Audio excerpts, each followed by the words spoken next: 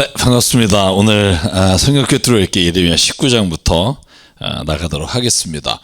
지난주에 저희가 19장 앞부분에 전개하다가 저희가 마쳤는데요.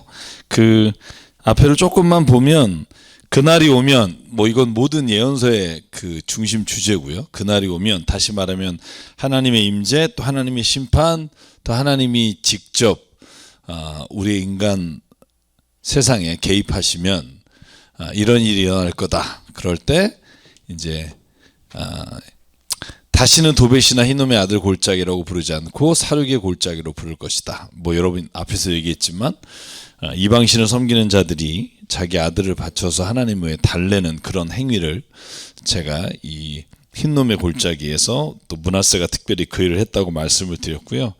그리고 나서 이제 오늘 저희가 보면 하나님께서 자기가 만든 토기를 이제 깨뜨려 버리겠다 이렇게 말씀하십니다. 여러분 기억하시죠? 앞에 토기장이가 자기가 만든 그릇을 자기가 깨버릴 수 있는 능력이 있고 그럴 권한이 있고 그럴 수 있는 존재가 하나님이신데 오늘 드디어 이스라엘 백성 또 유다 백성이 하나님의 말씀을 따르지 않기 때문에 나도 이 백성과 이 도성을 토기 그릇처럼 깨버리겠다 그렇게 하나님 말씀하시고요. 그리고 나서 하나님께서 이제 예레미야를 통해서 예언의 말씀을 하십니다. 그게 15절인데요. 볼게요. 나 만군의 주 이스라엘의 하나님 말한다. 이 백성이 고집을 부려 나의 말에 순종하지 않았으므로 이제 내가 이미 선포한 그 모든 재앙을 이 도성과 거기에 딸린 모든 성읍 위에 내리겠다. 다시 말하면 바벨론이 쳐들어와서 이 백성을 다 멸망시키고 예루살렘 성도 무너지고 결국 모든 유다 백성 가운데 왕족이나 뛰어난 자를 또 포로로 끌고 가겠다. 그 일이 이제 이루어지겠다. 어떤 분이 그런 질문을 하시더라고요. 왜 하나님이 약속 안 지키냐. 하나님이 영원한 다윗의 자손에게 왕권을 물려주겠다고 하셨고 또 내가 너희를 결코 벌하지 않겠다 하셨는데 왜 성경이나 아니면 내 인생에 보면 하나님이 왜 믿는 사람에게 그렇게 고난을 주시냐. 고난에 관한 이야기하면 진짜 할 얘기가 많지만 일단 징벌로서의 고난이 있죠.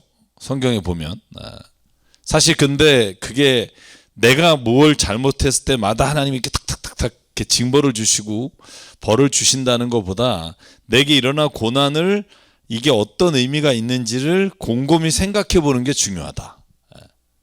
그래서 제가 그런 얘기를 드려요. 내게 있는 모든 고난, 내게 찾아오는 모든 고난이 내 죄로 말미암아 왔다고 생각하는 건 이건 세상을 정말 힘들게 사시는 분들이에요. 자식이 아프거나 아니면 내가 무슨 일이 안 되거나 남편의 회사가 문제 있을 때 내 죄 때문에 그렇다 이런 분은 평생 우울하게 살아야 돼요. 그러니까 사실은 성경이 그런 말 하지 않고요. 내게 오는 고난을 내가 가만히 보면서 이 고난이 혹시 나의 죄로부터 왔나를 돌아보는 건 너무 중요한데 그런데 그것에 자꾸 내 자신이 휘몰려서 내 삶의 모든 문제를 내 죄로 인한 게 아닌가라고 생각하는 건 하나님이 원하시는 삶이 아니라는 거예요.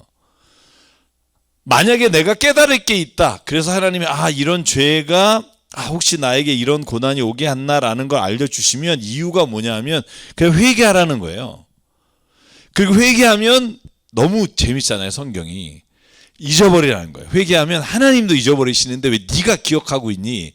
이게 하나님이 말씀하시는 회개의 의미거든요. 그래서 제가 늘 말하지만 회개는요. 잿더미에 앉아서 슬프게 해야 되는 거지만 그런데 또 반대로 말하면 회개는 기쁜 일이에요. 왜냐하면 내가 하나님의 자녀로 다시 태어나게 되는 일이 회개니까. 그래서 여러분 회개를 하면서 너무 막 내 자신을 자책하고 정죄하고 한없이 디프레스에 빠지면 교인 중에 우울증이 있는 분이 많아요. 그게 뭐냐면 이 죄의 문제를 잘못 알고 있기 때문에 목회자들도 우울증 걸리고 공황장애 있는 분이 꽤 많습니다. 약 드시는 분도 제가 아는 분이 꽤 많고 왜냐하면 교회에서 일하는 모든 일이 자기 책임이라고 생각해요.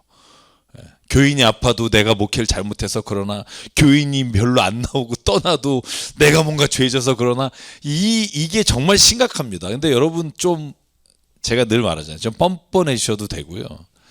제가 오늘도 상담하다 그런 얘기 했는데 여러분 행복하셔도 돼요.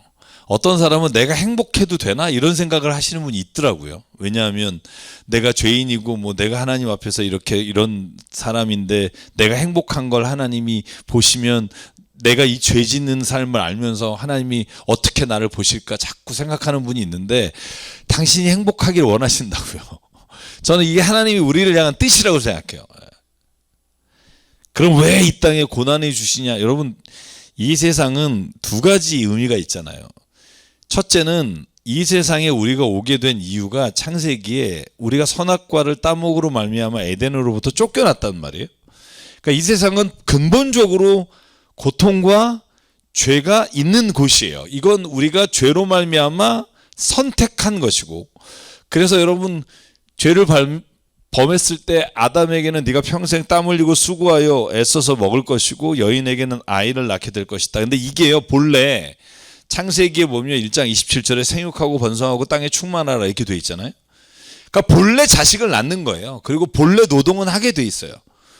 그런데 그 노동과 자녀를 낳는 것이 괴로움과 고통이 되는 세상이 된 거죠. 한번 보실래요? 요즘 왜 애를 안 낳죠? 애 키우기가 보통 힘든 게 아니에요. 돈이 장난 아닙니다. 그러니까 애를 낳고 키우는 게 사실은 우리가 한번 에덴 동산, 하나님이 창조하신 모든 것을 먹을 수 있고 모든 것이 풍족한 곳이라면, 아니 애기 낳는 게 뭐가 그렇게 힘든 일이겠어요. 근데 우리가 인간의 경쟁심과 세상이 뭐 어떤 의미로든 환경적으로든 더욱더 살아가기가 힘든 장소가 되어버리고 인간이 서로가 서로를 경쟁 상대로 삼아서 여러분 우리가 살아가는 것 자체가 고난일 때가 있잖아요.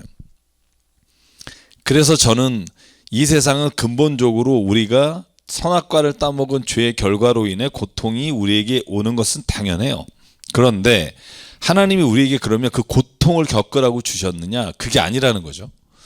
이 세상에 하나님이 우리를 보내시고 고난이 있는 건 당연한데 그 안에서도 하나님을 만나는 사람, 다시 말하면 에덴 동산에서 아담과 하와가 옷을 벗었을 때 옷을 입혀주시잖아요. 그리고 하나님을 피해서 도망갔을 때 네가 어딨냐고 찾아주시잖아요. 그럼에도 불구하고 하나님을 만나고 하나님을 경험하는 사람에게는 이 땅에서도 하나님의 나라가 이루어진다는 거예요. 고난과 고통이 있지만 그럼에도 불구하고 하나님의 살아계심을, 또 하나님과 동행하는 삶을 살아가는 사람에게는 이 세상이 고통으로만 끝나는 게 아니라 그 위에 하나님의 나라가 임재해서 우리가 세상을 살아가면서 어려움이 있지만 그 안에서도 행복과 기쁨과 은혜를 하나님 안에서 누릴 수 있는 거예요. 그래서 여러분 이 세상은요 정말 비관적이면서 정말 낙관적인 게 동시에 있습니다. 제가 좋아하는 찰리 채플린의 유명한 영화 대사가 있죠. 인생은 멀리서 보면 희극이지만 가까이서 보면 비극이다. 그리고 그 영화 그 예시로 든 장면이 뭐냐면 이게 멀리 벤치에서 두 사람이 막 서로 이렇게 막 눈도 던지고 막 스노우 플로팅이라고 하잖아요. 그러니까 플로팅, 그러니까 서로 막 이렇게 즐겁게 지내는 것처럼 보니까 옆에 애인하고 둘이 말해요. 저 사람 너무 행복해 보인다. 우리도 저렇게 평생 살자. 그래서 이제 카메라가 줌업을 해요. 그래서 줌인 쫙 들어가 보니까 둘이 개패드 싸우고 있는 거예요. 눈 먹이면서 막 따귀 때리고. 그러니까 이게 멀리서 보면 희극인데 가까이서 보면 비극인 거예요. 그게 사실 우리가 인생이 다 그래요. 여러분 뭐 저 집은 다 행복한데 우리 집만 이런 것 같죠. 한번 깊은 줌인을 해보면 모든 사람에게는 다 고통과 어려움과 문제가 있다는 거죠. 그럼에도 불구하고 여러분 하나님은 우리에게 이 세상에서 하나님이 주시는 기쁨을 누릴 수 있는, 하나님을 알 수 있는 빛을 주셨다는 거예요. 그래서 하나님이 이스라엘 백성, 유대 백성에서도 멸망에 대해서 토기 그릇을 깨겠다고 말하지만 깨는 게 목적이 아니라니까요. 왜 깨게 하셨느냐? 깨려고 마음을 먹으셨느냐? 하나님이 돌이키라고 하는데 회개하지 않고 계속해서 악을 저지르고 저울질을 거짓으로 사람에게 물건을 팔고 고아 과부를 내치고 돈을 받고 재판을 엉망으로 하고 공의가 무너지고 하나님의 뜻이 사라져 있기 때문에 너희가 돌이키라고 하는데 돌이키지 않았기 때문에, 인간의 죄와 악에서 돌이키지 않기 때문에 하나님이 이런 고난과 재앙을 주시겠다고 말하는데, 저는 그래서 하나님이 사랑의 하나님이지만 하나님을 경외한다는 건 하나님은 우리를 사랑하지만 우리를 토기를 깰 수 있는 분이라는 두려움이 있어야 된다는 거예요. 그게 경외함이거든요. 우리가 부모님이 나를 해치지 않을 것이다 라는 믿음이 있지만, 그래서 나를 너무나 사랑하셔서 나를 돌보실 거라고 우리가 믿지만, 그러나 부모님이 나를 호적에서 팔 수 있다는 두려움이 있어야 여러분 부모에게 잘한다니까요. 제가 어머니에게도 늘 말해요. 엄마 제발 있는 돈 다 주지 마. 엄마가 돈이 있어야 자식들이 찾아가. 저는 이거 정말 저는 제가 인간이기 때문에 철칙이라고 생각해요. 그래서 우리 어머니가 돈도 얼마 없으시지만 나오는 그 미국에서 연금을 자꾸 줘요. 그래서 제가 주지 말라고 절대 어머니 100불이라도 없으면 엄마한테 안 간다. 느끼지 않으세요? 그래서 절대 절대 그냥 주지 마세요. 제가 저번에도 한번 말했지만 자식이 너무 어렵다고 해서 집담보해가지고 자식 사업 돕잖아요. 그러면 자식 망하면 돌아갈 데가 없어요. 엄마도 망했기 때문에 아빠도 망했기 때문에 다 그냥. 근데 자식에게 좀 모질지만 네가 그 일은 해결해야 된다라고 말해서 그 아들이 망하면 그러면 도와줄 게 있어요. 그러니까 저는 약간 모질어야 된다라는 생각을 늘 하고요. 그래서 여러분 인간의 법도요, 처벌 조항이 없으면 누가 지키겠어요? 생각해 보시라고요. 마약을 한다, 살인을 한다, 사기를 한다, 하지마! 하면 절대 안 돼. 안 돼. 근데 했어.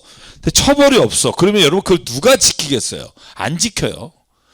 그러니까 하나님은 왜 이래요? 하나님이 선하시 때문에, 하나님이 선하시기 때문에 세상이 악으로 가서 절망으로 가는 걸 막기 위해 저는 재앙이나 처벌이 있어야만 한다고 생각해요. 그런데 이게 제가 늘 말하잖아요. 하나님이 천국과 지옥을 심판하신다 할 때 심판의 자리에서 어느 누구도 억울하다고 말할 자가 없다는 거예요. 그게 공의로우신 하나님이다. 나는 억울하다. 그래서 억울한 사람, 그러니까 예를 들면 자기가 스스로가 의롭다고 여기는 게 아니라 내가 죄가 없다고 말할 사람이 있느냐? 저는 없다고 생각해요. 그래서 하나님을 경외하는 것이 모든 지식의 근본이다. 이게 여러분 다 나오잖아요. 잠언, 전도서, 욥기에도 나와요. 하나님을 경외한다는 건 우리가 하나님이 사랑의 하나님이지만 사랑의 하나님이시며 동시에 선한 하나님이시고 의로운 하나님이시기 때문에 사랑의 하나님이 의로우심을 지키기 위해 때로는 정의라는 수단을 쓰신다. 이게 성경이 말하는 가치거든요. 그래서 세상을 이끌어가는 힘은 사랑이에요. 하나님이 사랑. 근데 이 사랑은 너무나 고결하고 너무나 높지만 그 사랑이 이 땅에서 적용될 때는 정의라는 이름으로 적용된다는 거예요. 이게 라이놀드 니버라는 사람이 쓴 책이고, 그 책을 보면 그래서 여러분 그 Moral Man in Moral Society라는 책이 있어요. 그러니까 인간은 도덕적으로 살아야 수 있는데 집단을 이루고 사회를 이루면 비도덕적이 된다는 거예요. 여러분 그렇잖아요. 혼자 죄 짓는 거 약간 쭈삣하다가 누가 똑같이 죄 지면 힘으로서 담대하게 가는 거죠. 그러니까 집단이 악하게 되면 훨씬 더 악하게 되는 거예요. 개인의 악보다. 그게 여러분 히틀러 집단이고 여러분 제국주의가 그랬고, 그러니까 자기의 잘못과 죄를 용인하고 서포트하는 사람이 있으면 그 죄의 힘을 얻어요. 그래서 하나님이 왜 이러냐, 저는 이런 자문을 내리는 건 기본적으로 시작이 잘못된 질문이다라는 생각을 가끔 합니다. 여러분 그래서 오늘 20장에 보면 이제 20장 넘어갈게요. 네. 자 이제 바스훌이라는 사람이 나와요. 여러분 조심하시오. 뒤에 바스훌이 또 나옵니다. 시드기야 왕이 바스훌을 보낼 때 바스훌이 있고, 그건 말기야의 아들이고 여기는 임멜의 아들이에요. 둘이 달라요. 이 사람은 여기 나오는 바스훌은 제사장이면서 동시에 여러분 성전을 총감독하는 사람이에요. 근데 이 사람이 예레미야를 데려다가 감옥에 두고 때려요. 그러니까 예레미야를 데려다가 착고에 채워서 때리고 성전 위쪽 베냐민 대문 근처에 가둬버렸어요. 왜? 듣기 싫은 말 하니까. 제가 뒤에 정리를 했습니다만 저는 바스울도 하나님이 뭘 원하시는지는 알 수 있는 능력이 있을 거라고 생각해요. 그것마저 없으면 이제 뭐 인간 쓰레기라고 보고, 그럼에도 불구하고 예레미야를 데려다가 성전에 가둬놓고 때린 이유가 뭘까? 시드기야 왕, 사람의 눈치를 보는 거예요. 왕에게 잘 보이기 위해. 왜냐면 왕에게 지금 망합니다 이렇게 얘기하면 왕이 기분 나쁠 거 아니에요. 근데 기분 나쁘면 어떻게 돼요? 왕이 기분 나쁘면 자기가 수하에서 잘못 모신다는 생각을 하니까 왕의 기분 나쁜 말을 하는 예레미야 입을 닫기 위해 이제 가둬둔 거죠. 그때 여러분 예레미야가 착오를 풀어줄 때 말해요. 주님께서는 이제 당신의 이름을 바스훌이라 부르지 않고 마골 빗사빔이라 부를 겁니다. 여러분 여기서 바스훌은 평화란 뜻이에요. 그런데 여러분 마골 빗사빔이라는 뜻이 뭐냐 하면 주변에 두려움이 가득하다는 뜻이에요. 완전히 반대예요. 그래서 어떻게 돼요? 예언이 뭐라고 돼 있어요? 자, 당신이 어떻게 되느냐? 뒤에 바스후라 너와 내 집에 사는 모든 사람이 포로가 되고 바벨로니아에 끌려갈 것이니 너는 내 거짓 예언을 들은 내 친구 모든 사람이 거기에 죽게 될 것이다. 그러니까 모든 너의 친구들이 두려움에 쌓일 것이고 너가 두려움에 휩싸이게 된다. 그래서 이름을 바스울에서 마골 빗사빔이라고 부를 것이다. 이렇게 예레미야가 대놓고 말을 합니다. 사실 예레미야도 대단한 사람이죠. 이 뒤에 근데 정말 재밌는 장면 나와요. 뭐냐면 하나님의 사명을 받은 자로서의 그 사명과 인간적으로 사람들에게 모멸과 멸시와 맞는 일을 당하면서 겪는 자기의 어떤 자괴감, 이 둘이 충돌하는 장면이 나와요. 그래서 그걸 해석하는 장면에서 해석할 때 굉장히 좀 왜 갑자기 이런 본문이 여기에 같이 있지? 이런 부분이 나오는데 그게 저는 인간적인 거라고 생각해요. 이렇게 외칠 때는 거의 뭐 부흥사잖아요. 근데 한없이 이제 다운될 땐 욥기서에 나오는 고백이 똑같이 예레미야 입에 나와요. 보죠. 그래서 어쨌든 바스훌이 이제 예레미야를 때리고 묻었습니다. 자, 그래서 저는 여기서 좀 덧붙이면 바스훌이 진리를 몰랐다면 정말 그 문제가 있는 사람이고 알았음에도 불구하고 시드기야 왕과 자기가 모시는 왕의 기분이 나쁠까봐 예레미야에게 그런 일을 했다면 저는 바스훌은 올바르지 못한 사람이고, 그래서 저는 두 가지가 있어야 된다고 봐요. 우리가 진리가 볼 수 있는 눈이 열려야 되고 진리를 봤다면 행할 수 있는 용기가 있어야 되고, 그래서 저는 기도할 때 내 눈이 열어 하나님의 진리를 볼 수 있게, 무엇이 옳은지 알 수 있게 해주시고 내가 내 삶이 그 진리를 따라 살아갈 수 있는 용기를 주십시오. 이 두 가지 기도가 필요한 것 같아요. 진리만 아는 사람이 가짜 지식인이고, 그리고 무대뽀로 행하는 사람이 무모한 사람이고, 그래서 저는 진리를 알고 그리고 진리를 그 용기 있게 행할 수 있는 사람, 이게 저는 지식인이라고 생각해요. 그래서 버트란트 러셀이라는 사람이 쓴 지식인이란 무엇인가라는 책에 보면 무엇을 알고 인식하는 사람이 아니라 알고 인식하는 만큼 세상을 향해서 행동하고 변화시키는 사람, 이게 진짜 지식인이다 이런 표현 하는데 동의합니다. 자, 그리고 나서 이제 여기서부터 이제 제가 말씀드린 예레미야의 이중적 이런 고백들이 계속 나옵니다. 보면 이런 거예요. 주님 나를 속였습니다. 갑자기 뜬구름없이. 왜냐하면 여러분 성전을 섬기는 총대장 바스훌이 자기를 가둬놓고 때리고 백성들은 모욕해요. 하나님 말씀 전하면 정말 회개하고 돌아올 거라고 믿고 가서 전했는데 주님 나를 속였습니다요. 내가 주님께 속았습니다. 주님께서 나를 강하게 만드셔서 주님이 강하셔서 나를 이기셨는데 내가 조롱거리가 되니 사람들이 날마다 나를 조롱합니다. 길거리에서 예언해봤자 아무도 안 듣고, 심지어 가둬놓고 때리고, 내가 입을 열어 말할 때마다 폭력을 고발하고 파멸을 외치니 주님 말씀 때문에 나는 날마다 치욕과 모욕거리가 됩니다. 이게 예레미야의 고백이에요.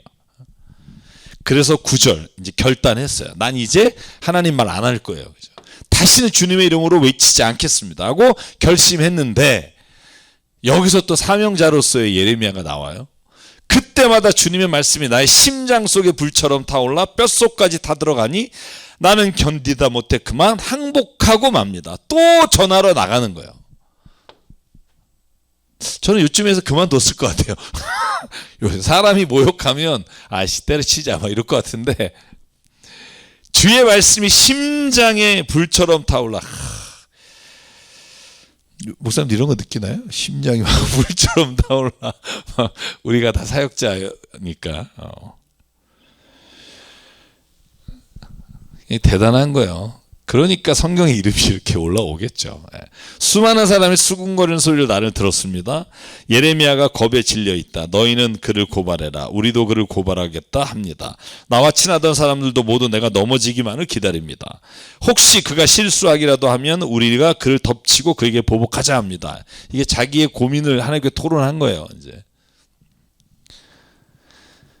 자, 오늘 질문은 뭐 딱 하나입니다.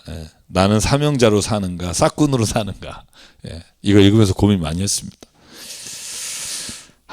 아직 여기까지 갈 수 있을까 모르겠습니다. 사실 잘 모르겠습니다. 어떻게 이렇게 모욕과 그 다음에 여기서 이제 딱 두 개로 나눠지는 게 뭐냐면 사명자로서의 고백과 그러면서 인간의 고통 가운데서 처절하게 하나님 앞에 고백하는 말이 여기에 섞여 있어요.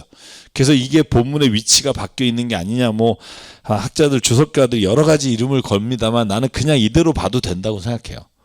한번 보죠. 주님은 내 옆에 계시는 힘센 용사입니다. 그럼에도 불구하고 주님은 반드시 나를 이기게 하실 겁니다. 나를 박해하는 사람들이 힘을 못 쓰고 쓰러지게 할 겁니다. 이거 믿음의 고백이에요.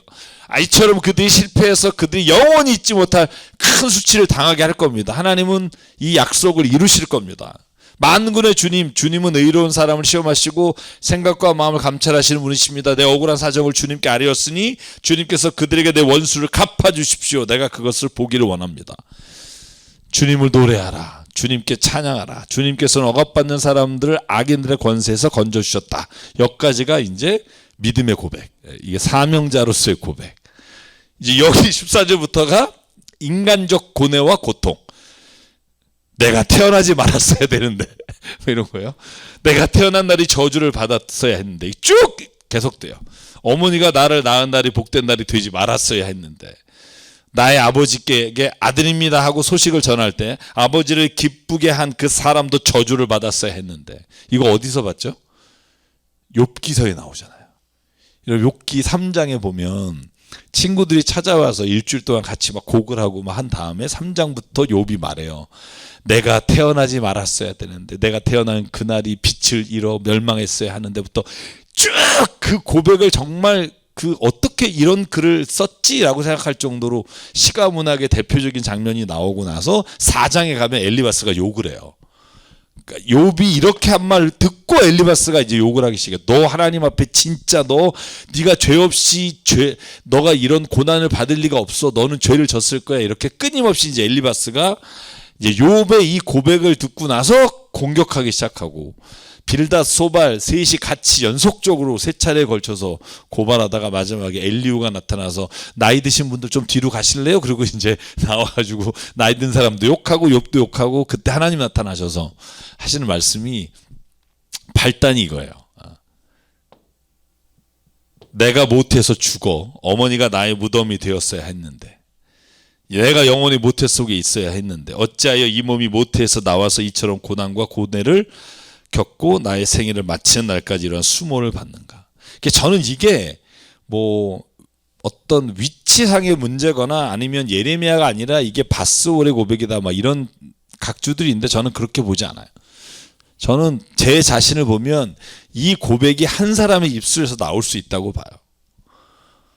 그래서 저는 이 본문은 이대로 그냥 두는 게 좋다 이런 생각을 해요. 그래서 좀 정리하면 그래요. 예레미야가 하나님을 믿어요. 그리고 결국 하나님이 악인을 물리치실 거라고 믿어. 근데 지금은 너무 힘든 거야. 현실은 너무 힘들어. 하나님 우리를 구원하시고 하나님의 나라에 이끌어주시고 믿어. 근데 현실은 너무 힘들어요. 그러니까 이 두 가지가 이 안에서 계속 싸움을 일으키는 거죠. 여러분 목회하실 때 그러지 않으셨나요? 내가 이걸 때렸죠. 이런 생각 하셨을 거 아니에요. 내가 그때 손 들고 나가지 말았어야 되는데 내가 왜 하나님께 나가겠습니다 이랬나 이런 생각이 들 것 같아요. 그래서 욥처럼 자기를 저주하는데 그런데 하나님을 향해 원망이나 불평이나 저주하지 않고 욥도 마찬가지고 자기가 태어난 날을 저주해요. 근데 하나님 보시기에는 이게 얼마나 마음이 아프시겠냐는 거죠. 부모가 자식이 차마 부모한테는 욕을 못하고 내가 이거 죽었어야 되는데 이러면 그게 더 힘들더라고, 바라보는 게. 근데 내가 죽어버렸어야 되는데 그럼 내가 대신 죽고 싶고 막 이러잖아요. 그래서 어쨌든 이 모습을 하나님이 보시면서 저는 이게 좀 와닿았던 것 같아요. 이건 우리가 인생을 살아가면서 특별히 하나님의 부르심을 받아 하나님의 뜻대로 살기를 원하는 사람들이 갖고 있는 사명과 고통 사이에서 나오는 절규다, 이런 고백을 하게 되고요. 자, 그 다음에 이제 또 여기 밧스울이 또 나옵니다. 시드기야 왕이 밧스울과 또 한 사람을 예레미야에게 보내요. 스바냐를 보내는데 여기 다 앞에 있는 분과 다른 사람들입니다. 별로 중요하지 않은 사람들입니다. 이 스바냐는 또 우리가 알고 있는 예언자가 아닙니다. 아까는, 여기는 지금 말기야의 아들이에요. 아까는 엠말의 아들이고, 그래서 밧스울이 똑같은데 달라요. 이래서 어려워요, 성경이. 이따가 우리 여호와스 나오지만 제가 정리를 하겠지만 어렵습니다. 어쨌든 왜 보냈냐 하면, 시드기야 왕이 여러분 어떤 왕이죠? 남유다가 멸망할 때 두 눈이 뽑히고 끌려간 사람이잖아요. 이따가 족보를 말씀드릴게요. 되게 복잡합니다. 요시아가 죽은 다음에 무기또 전투에서 BC 605년에 죽고 난 다음에 그 다음에 족보가 여호야스를 왕이 되고 그 여호와킴, 시드기야가 되는데 이게 세 명이 다 요시아의 아들이에요. 여호와킴만 여호와킴의 아들이고. 근데 왜 이렇게 복잡한지 나중에 한번 볼게요. 일단 지금은 그 시드기야 왕이 제가 588년에 바벨론 느부갓네살 왕이 쳐들어와요. 남유다가 멸망하기 586년이잖아요. 그죠? 그럼 2년 전에 쳐들어와서 이미 두 번이나 포로로 끌고 왔어요. BC 605년, 그 다음에 597년에 다 포로로 끌고 가요. 그리고 나서 마지막에 이제 쳐들어와서 3년 동안 포위해서 예루살렘이 멸망하잖아요. 이 위기가 오니까 시드기야 왕이 예레미야에게 와서 또 뭐라고 물어보냐면, 주님께 좀 제발 기도 좀 해라. 우리가 어떻게 되는지 멸망하지 않도록 좀 도와달라고 기도 좀 해라. 예레미야 뭐하니? 인간이 그래요. 아까 뭐 밧스울이 때리고 그럴 땐 아무 말 안 하다가 이런 어려움과 고난이 오니까 예레미야에게 말해요. 하나님께 제발 좀 멸망하지 않도록 기도해라. 바벨로니아 왕 느부갓네살이 우리를 포위하여 공격하고 있다. 이게 마지막 예루살렘 멸망하기 직전의 모습이잖아요. 행여 주님께서 예전에 많은 기적을 베푼 것처럼 우리에게도 기적을 베풀어 주시면 느부갓네살이 우리에게 물러갈 것이다. 예레미야가 뭐라고 말하냐면 이렇게 말해요. 시드기야 왕에게 이렇게 전해라. 시드기야 왕이여, 너희는 지금 성벽을 에워싸고 공격하는 바벨로니아 왕과 갈대아 군대에게 맞서서 싸우려고 무장하라고 있지만 이거 얘네들이 공격하는 게 아니라 내가 공격하는 거야. 내가 너희를 직접 공격하는 거야. 너는 바벨론이 쳐들어온다고 생각하지? 아니야. 내가 너희에게 말한 회개하라는 여러 가지 일을 행하지 않았기 때문에 내가 그들을 통해 직접 공격을 하는 거다. 이 분노, 이 노여움, 이 우라를 참을 수 없어서 내가 팔을 들고 나의 손과 강한 팔로 너희를 치고 사람이나 짐승을 가리지 않고 도성에 사는 모든 것을 칠 것이니 그들이 무서운 연병에 걸려 몰살할 것이다. 무섭죠. 무섭습니다. 근데 여러분 뒤에도 또 나옵니다만 계속 마지막까지 기회를 줘요. 그러나 지금이라도 고아와 과부에게 여러분 예레미야가 자그마치 요시아 왕 때부터 예언하잖아요. 요시아 왕 때부터 시드기야까지. 여러분 이 기간 동안 40년 동안 30년이죠. 여호와 김이 11년, 시드기야 11년, 22년에다가 요아스까지 하면 거의 40년을 한단 말이에요. 35년. 그 기간 내내 이 얘기를 했는데 안 듣다가 하나님 너무 하시는 거 아닙니까? 이게 우리의 모습이라는 거예요. 자, 그래서 정리하면 그래요. 좀 여기서부터 좀 정리할게요. 자, 제가 이제 여러분 여쭤볼게요. 요시야 왕이 왜 죽죠? 열왕기하 24장에 보면 요시야 왕이 정말 뛰어난 왕이잖아요. 요시야 왕이 어느 정도냐 하면 처음으로 유월절을 정말 성대하게 지키고 산당까지 때려잡은 게 유일하게 요시야예요. 히스기야는 산당은 내버려뒀단 말이에요. 그렇게 종교개혁이라고 불리는 일을 한 요시야가 뜬구름 없이 애굽의 느고 왕이 북쪽으로 올라오는데 아시리아를 도우러 올라와요. 자, 성경 본문 보여드릴게요. 자, 여기 이제 무기또 전투인데, 자, 이제 요 전에 설명을 해야겠다. 올라와요. 그러니까 애굽 왕이 아시리아를 돕는 걸 막기 위해서 605년이에요. BC 605년에 이 요시야가 무깃도로 가요. 그러니까 무깃도가 어디냐면 예굽에서 올라와서 아시리아하고 같이 전투로 바벨론과 싸우는 거예요. 그래서 바벨론과 싸운 아시리아를 돕기 위해서 애굽에서 올라오는데 무깃도가 그 중간에 위치해 있어요. 그래서 거기서 애굽이 못 올라가게 하려고, 그러니까 바벨론 쪽이겠죠. 그러니까 바벨론 쪽에 마음을 두고 있는 요시야가 못 올라가게 하다가 거기서 화살에 맞아 죽잖아요. 바로 죽지 않고 성경에 보면 그가 돌아가서 예루살렘에서 숨을 거둬요. 그래서 그 아들이 왕이 돼요. 그 아들이 누구죠? 여호야하스예요.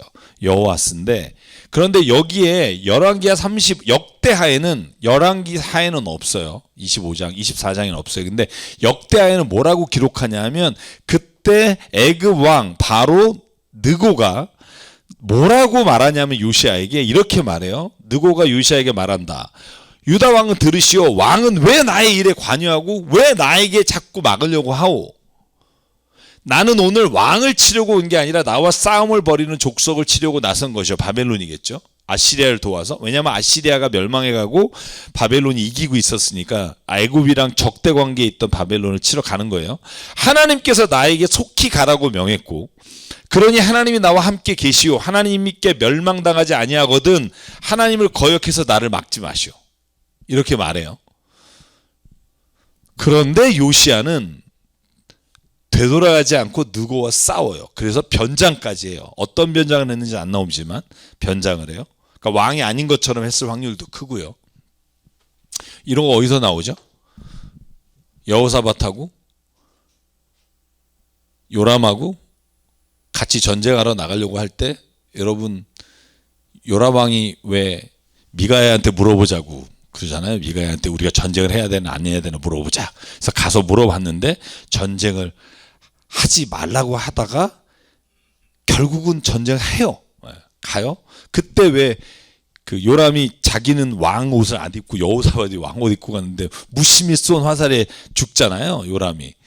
비슷한 장면인 것 같아요. 어쨌든 요시야는 하나님께서 느고를 시켜서 하시는 말을 듣지 않고 무깃도 평원에 진군하여 가서 싸웠어요. 그러니까 요시야가 그렇게 훌륭한 왕인데 하나님이 느고에게 대적하지 말라고 했는데 역대하는 대적한 걸로 나와요.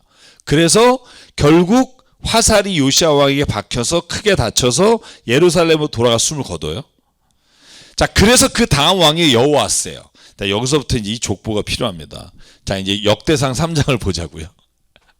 여기 정리해야 돼요. 정리 안 하면 너무 헷갈리니까.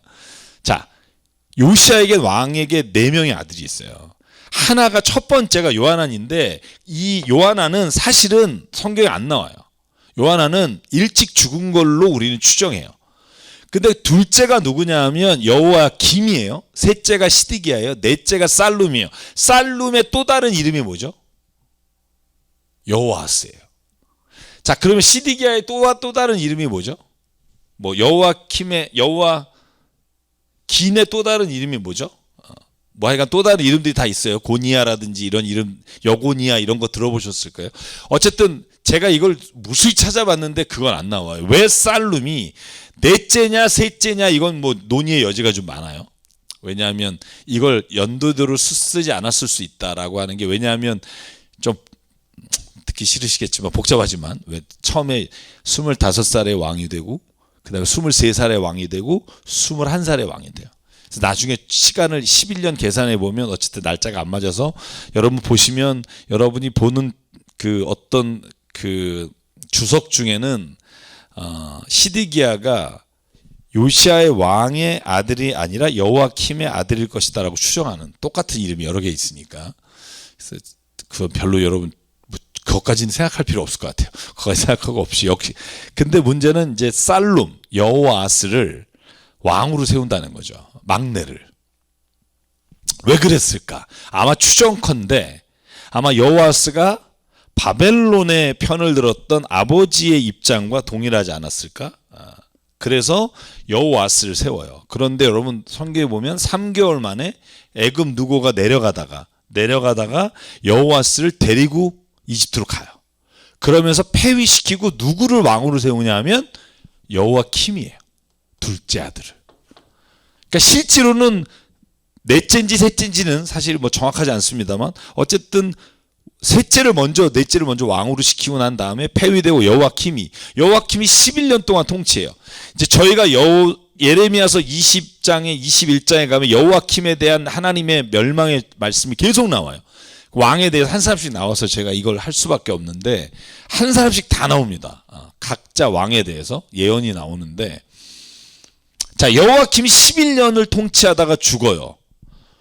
그래서 여호와킴의 아들인 여호와킨이 왕이 돼요. 그러니까 요시야 다음에 4명의 왕 중에 하나만 손주고 나머지 셋은 다 아들이 셋째, 둘째 이렇게 왕을 하는 거예요.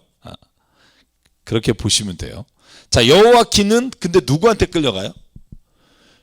자, 여호와킴이 누구의 편이었죠? 예굽이 세운 거잖아요. 여호와스 데려가고 여호와킴은 예굽이 세웠는데 여호와킴이 죽고 그 다음에 여호와킨을 세웠단 말이에요. 그러면 아버지를 이어서 애굽의 편을 섰겠죠. 그러니까 바벨론이 쳐들어와서 여호와킨을 끌고 가요. 3개월 만에. 그래서 여러분 열왕기하 25장 맨 마지막 절이 뭐예요? 이따가 보여드리겠지만 여호와킨이 왕과 함께 왕궁에서 밥을 먹었다 이렇게 돼 있어요.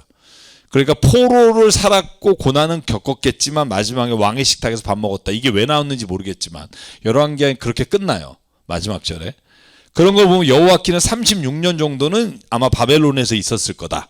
그리고 나서 여호와킨을 끌고 가면서 세운 게 삼촌이죠. 다시 시드기야를 세워요. 삼촌을. 여호와킴의 아들을 데려가고 시드기야를 왕으로 세워서 시드기야 11년째 그때 바벨론이 와서 완전히 멸망시키는 거죠.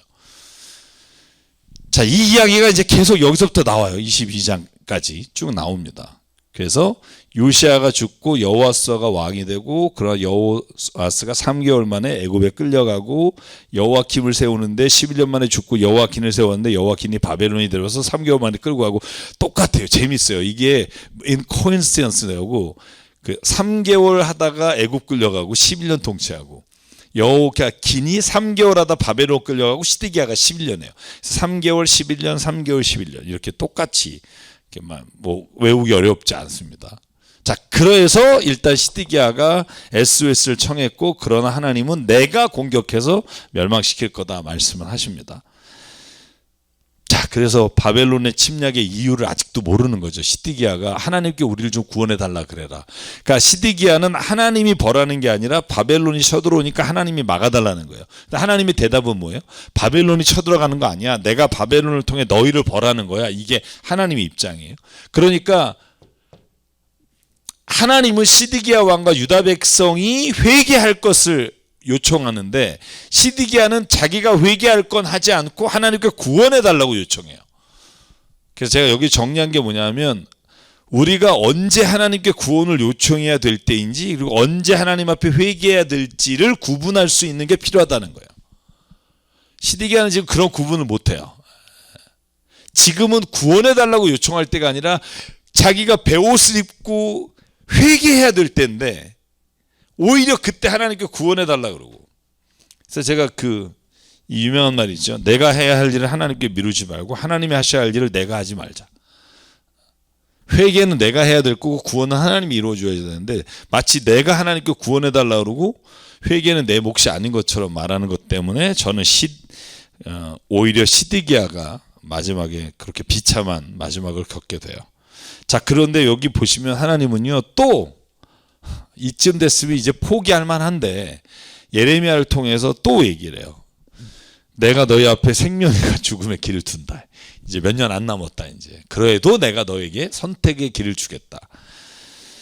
이제 분명히 바벨론의 느부갓네살 왕이 너희를 끌고 가고 포로로 데려갈 건데, 넘겨줄 건데, 그런데 내가 너희 백성의 진짜 마지막으로 원하는데 생명의 길과 죽음의 길, 너희가 생명의 길을 택해서 살기를 원한다. 너희를 에워싸고 있는 바벨로니아의 군대에게 나가서 행복하는 사람은 죽지 않을 것이다. 근데 결국 회개하지 않고 시드기야 왕은 여전히 자신의 길을 가서 결국 멸망을 당합니다. 그래서 여러분, 마지막 순간까지 하나님은요, 우리에게 죽음의 길과 생명의 길을 우리 앞에 펼쳐 놓으시는 거예요. 누구도 핑계하지 못한다. 그래서 유다의 멸망은 하나님의 책임이 있는 게 아니라 회개하지 않은 유다 백성과 왕에게 책임이 있다. 제가 가끔 이거 요번에 예레미야 하면서 더 깊게 확신하게 되는 게 이건 것 같아요. 하나님은 나 개인을 위한 하나님은 아니다. 때로는 내게 하나님이 내 개인적으로 볼 때 유익하지 않아도 하나님이 온 우주와 그리고 모든 세상을 다스리시는 하나님이시기 때문에 하나님의 법에 위배되지 않도록 나를 도와주셔야 된다. 쉽게 말해 이런 거예요. 내가 죄 졌는데 나만 싹 뽑아내 주시고 막 이런 게 원하는 거잖아요, 우리가. 이런 거잖아요. 넷이 다 잘못했는데 얘네만 걸리고 나 안 걸리길 바라고 안 걸렸어. 그럼 하나님이 나를 도우셨다. 이거 내 개인적으로 너무 좋은 일인데 한번 보자고요. 이거 하나님의 정의로 통치하시는 나라에서는 좋은 일이 아니에요. 우리가 이런 거 있잖아요. 왜 똑같이 죄를 졌는데 어떤 분이 기도했는데 그 범죄에 연루되지 않고 빠져나왔어. 그럼 하나님 우리 기도를 들어주시고 도와주셨다. 막 아멘 할렐루야 응답하고 또 나와서 간증까지 안 해. 지가 잘못했으면서. 근데 이게 따져보면 기도에 응답받고 막 우리는 정말 하나님의 막 영광 돌리고 이런 일이지만 이걸 객관적으로 세상에서 들으면 뭐 하나님이 그러냐? 왜 나쁜 놈 악한 놈을 왜 그게 하나님이야? 이렇게 될 수 있다는 거예요. 그러면 이 사이에서 우리가 어디를 결정해야 되느냐? 우리는 여전히 이렇게 기도하죠. 나도 죄 짓고 안 걸리기를 바라지, 그죠? 빨간불에 달려놓고 제발 하나님 저기 레이더가 고장나기를 바랍니다. 막 그래서 안 걸리면 주님이 속으로 말은 못하겠지만 막 막아주셨다. 막 원래 레이더 그거 다 꺼져 있는 거예요, 몇 개는. 근데 내가 기도해서 꺼진 것처럼 막 이렇게 오해한단 말이죠. 근데 실제로는 만약에 내가 그렇게 오버했으면 걸려야 되는 거잖아요.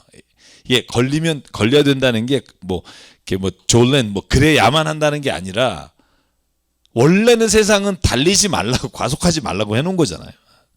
그러니까 저는 이거를 우리가 어떤 건 좋고 어떤 게 나쁘다는 게 아니라 나 개인을 위해서 하나님께 간구하지만 그러나 하나님의 정의로움과 하나님의 뜻이 이루어지는 게 저는 먼저여야 한다고 생각해요. 그게 저는 신앙의 성숙이라고 생각해요. 나를 위한 하나님이 아니라 하나님의 그 영원하신 법이 다스리고 통치하시는 게 이루어지기를 원하는 거. 그게 교회 안에 없다면 교회는 정의로운 집단이 아니라 교회는 이기적인 집단이 돼요. 그래서 이 둘 사이를 정말 어려워요. 근데 만약에 교인이 와서 내가 이런 잘못을 했는데 제발 이번에 안 걸리게 해주세요. 그러면 목사가 걸려야죠. 대가 받으셔. 이럴 수는 없잖아요. 그죠? 이거 얼마나 비인간적이야. 사실 우리가 자식이 심지어 왔는데, 그죠? 그 사이에서 갈등하는 것 같아요. 늘. 나의 개인적으로도 마찬가지고 자녀도 그렇고. 그러나 우리가 어떤 일이 이루어지고 어떤 일이 안 좋은 쪽으로 가도 하나님을 원망하지 말자는 거예요. 마땅히 나는 죄로 인해서 그 일을 당하는 거고 하나님이 마음 아프시겠지만 하나님이 자녀가 올바르게 되기를 원하시고 세상이 하나님의 뜻 가운데 이루어지기 위해 내가 그 길을 갈 수밖에 없다면 그 하나님을 찬양하자는 거예요. 어렵지만 그게 믿음이라는 거죠. 그게 진짜 하나님을 믿는 거, 나를 믿는 게 아니라. 말하면서도 나는 안 그러면 좋긴 하겠다, 그죠? 나는 좀 제외시켜줬으면 좋겠다. 잘못해도 안 걸리고 막 이런 거, 그죠? 자, 21장에 이런 말이 있습니다. 유다 왕실에게 말한다. 너희는 나 주의 말을 들어라. 다윗의 왕가는 들어라. 아침마다 공의로운 판결을 내려라. 이게 하나님이 또 마지막 기회를 주는 거예요. 생명의 길을 가려면 고통받는 사람을 구해줘라. 억압받는 자들의 손에서 그들을 건져줘라. 그렇지 않으면 너의 악행 때문에 나의 분노가 표출될 거야. 여러분 이게 22장 2절에 똑같이 나와요. 너희는 공평과 정의를 실천하고 억압한 자의 손에서 고통사람을 구해주고 외국인과 고아와 과부를 괴롭히거나 학대하지 말고 이곳에 무죄한 사람의 피를 흘리지 말아라. 너희가 이걸 실천하면 하나님이 왕궁 안으로 그들이 못 들어오게 할 것이고 너희가 이거 명령에 순종하지 않으면 왕궁 폐허가 될 거다. 끝까지 제가 그래서 마지막 회개의 기회라고 쓴 게 하나님은 마지막까지 멸망과 그리고 처벌을 원하시는 게 아니라 회복을 원하시고 구원을 원하시기에 끝까지 외치지만 안 듣는 거죠. 그렇죠. 정리하면 그래요. 유다 백성이 구원받을 수 있는 길은 명백합니다. 그게 뭐냐면 이사야, 예레미야 모든 예언자를 통해 하는 말씀은 동일해요. 악을 버리고 선한 길에 들어가라. 거짓과 불의를 버리고 하나님의 의의 길로 돌아와라. 그게 사는 길이다. 정리하면 기억해야 할 것은 믿음으로 구원받지만 나쁜 행실은 대가를 치르게 된다는 거고, 그리고 결국은 믿음은 구원의 시작이지만 선한 행위가 구원받은 자의 삶의 증거다.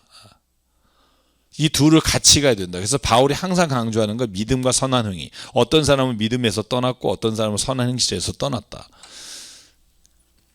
이 두 가지가 너무 중요하다. 그래서 오해하지 말아야 될 건 믿음이 구원의 조건이고 행함은 구원의 조건은 아니지만 구원받은 자의 증거는 행함이다. 이 우선순위가 바뀌면 안 되지만 그러나 믿음으로만 구원받는다라고 하는 것이 결코 행함을 우리가 상관없다라고 말하는 건 아니다. 그래서 22장을 넘어가야 되는데 오늘 여기까지 하죠. 22장은 무지 깁니다. 길어서. 그래서 오늘 여기까지 말씀을 좀 나누도록 하겠습니다. 자, 여러분 오늘 21장까지 좀 다음 22장에도 또 왕에 대한 이야기가 여호아스하고 여호야kim, 여호야긴, 시드기야 왕에 대한 개별적인 예언의 말씀이 나오는데 다음 시간에 한번 살펴보겠습니다. 오늘도 행복하시고 일주일간 주님과 동행하십시오. 샬롬.